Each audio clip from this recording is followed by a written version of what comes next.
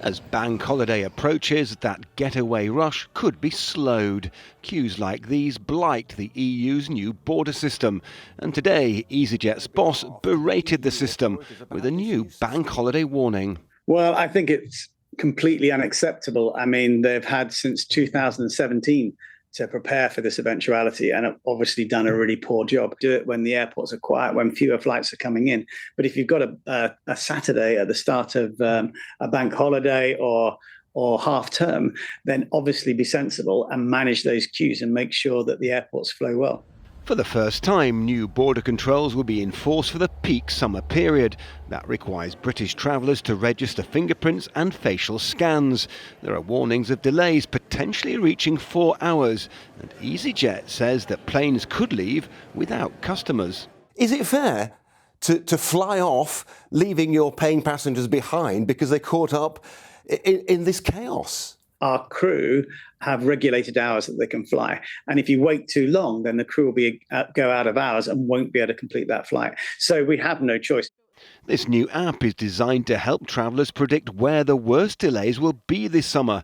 The team behind it says disrupted passengers need more help from the EU. There is nothing in the system at the moment when a customer is delayed that helps them out. So travellers will be out of pocket. They will have to pay themselves. Insurance does not cover this issue. Bank holiday passengers are advised to go straight to passport control after security, because those lucky enough to be heading off may be unlucky enough to hit all of this. Chris Choi, ITV News. Thank you so much Good morning. for joining us, and thank you for the results, which of course are impacted a lot by consumer confidence. The new EU border control system is part of that. Some of your passengers are being caught in ridiculously lengthy border queues. What do you now say on their behalf to the EU authorities about this new system?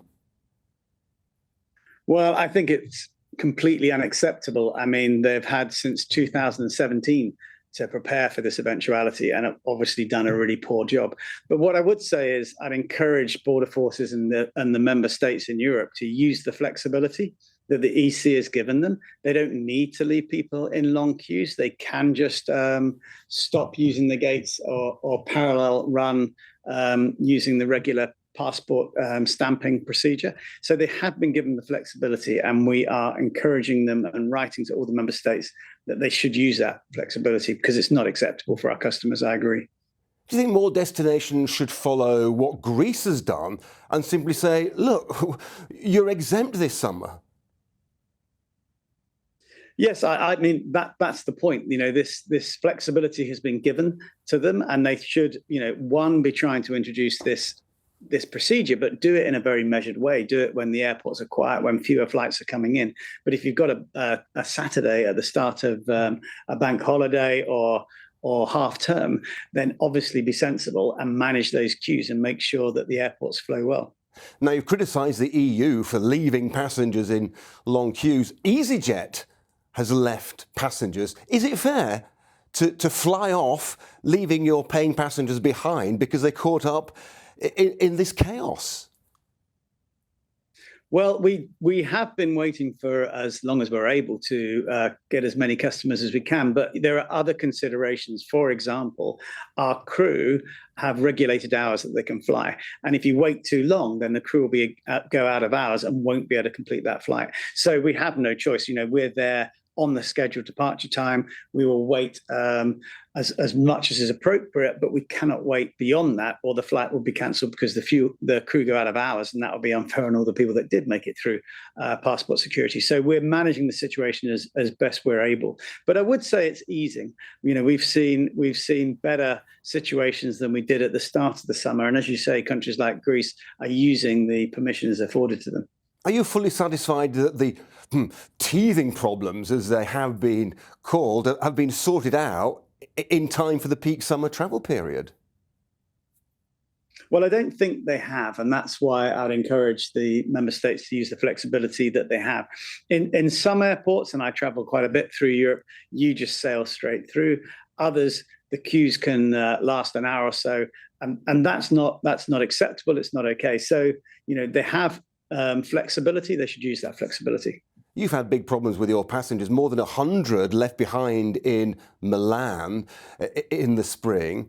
A lot of them are complaining that EasyJet wasn't much help. You basically say, it's not our responsibility. Some have had to pay hundreds of pounds to get alternative flights. What kind of support can your passengers expect if they do get caught up in all of this? I mean, the example you're using was an incredibly long queue through border control, and we did hold the aircraft for quite some considerable time because, as I said before, we have to think about the crew and the hours that they have on their duty, and therefore they need to have the hours to be able to complete the flight. So we held the flight for as long as we could, but then it had to go because we didn't want our crew going out of hours, so that naturally we could complete the flight. And then we looked after the passengers as best we could. Well, when you say as best you could, they say they had very little support, certainly not financial support, because you have no financial obligation to them, do you? Well, naturally, we have no financial obligation because our obligation was to bring the aircraft to the gate, wait for the customers, and fly on the scheduled time. It's the airport and border force that moved them through the airport. So, we made that flight, we completed that flight. I would say the situation is now easing, but I'd encourage the member states to use the flexibility that they've been given by the EC. Your results show that in 1 month alone, additional fuel costs have added up to £25 million. Now, you've ruled out fuel surcharges for the summer, but longer term, is this going to force prices up across the sector? Longer term, it is natural that the price of fuel will feed in. Airlines, especially airlines like EasyJet, are very well hedged. So we've hedged over 70% of our fuel requirement for this summer, and we've hedged that at rates that were available before the Middle East crisis started. Equally, for the following winter, we have hedged over half of our fuel for that winter already, and again at rates that were available pre the start of the crisis. So that gives both EasyJet and our customers protection from increasing prices. But naturally, as we move into next year and beyond, if fuel prices remain elevated, that becomes an input cost. And in other words, upward pressure on fares. Would fares go up if this situation continues?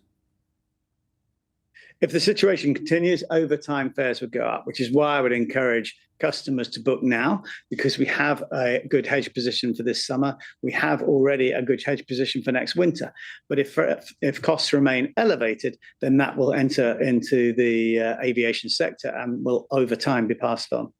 In terms of actually getting hold of jet fuel supplies, how confident are you looking forward beyond the summer? And has the government's intervention in terms of allowing more in from Russian sources via third-party countries, has that given you extra reassurance? Is that helping in any way? Well, what we're seeing is we have seen no issues across any of our airports in the UK, across Europe, or even beyond North Africa. We're seeing no issues in fuel supply at any of our airports, and we fly to 165 airports. We stay in very regular contact with the airports, with governments, with the fuel suppliers, and they're seeing no issues as they look forward. And fuel supply has been diversified. So, what would have been an awful lot of the fuel coming through the Strait of Hormuz and the Gulf region, now we're seeing increased production from Norway, from the Americas, from Western Africa. Refining capacity is being lifted right throughout Europe and beyond when it comes to taking the oil and converting it into jet fuel, so there's less dependency on the Gulf refining capacity. So the sector and industry, the energy industry, have been moving to diversify and have done a good job so far.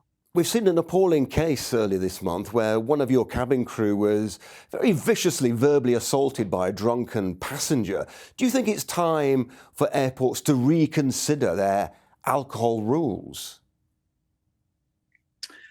Well, I mean, our number one concern is the safety of our crew and the safety of our passengers. So I would fully support any initiatives that would deliver to that aim. So yes, if it was stronger licensing laws, I think that would be a good initiative. So, for example, a ban on serving alcohol before these early morning flights, which one of your colleagues in the industry has called for recently? I'm not sure it needs to be a ban, but they should have. But if you had sensible legislation and sensible guidelines and rules, then that would ease the situation. But anything that prevents disruptive customers getting on board and therefore is good for the safety of the crew and our customers, I fully support. Finally, what changes are you now seeing in terms of booking patterns? Because there is this confidence problem. People are lacking financial confidence. They're worried about what's going on in Iran. They're worried about the new EU entry and exit system. How is all that playing out in terms of your business and bookings? We've seen a very shortened booking window. And what I mean by that is strong bookings in the month of departure and just outside. So we saw very strong bookings in April for April, in May for May. That is continuing. And I expect that will roll throughout the summer. Further forward, there's less visibility and people are kind of watching and waiting to book due to the macroeconomic environment and the ongoing conflict. But then they are booking. As you get close to that point of departure, people are booking, and we're seeing that happen. You're confident there's still the appetite out there that the British public want to get away on holiday, even despite everything that's going on? Absolutely. And fares are incredibly good value. We're selling the vast majority of our fares at the prices they were last year. The aviation industry is a very competitive industry, and EasyJet will always have very attractive fares, and people are being drawn to those fares, and we see that in the strong late booking window. Kenton Jarvis, CEO of EasyJet, thank you very much indeed for joining us.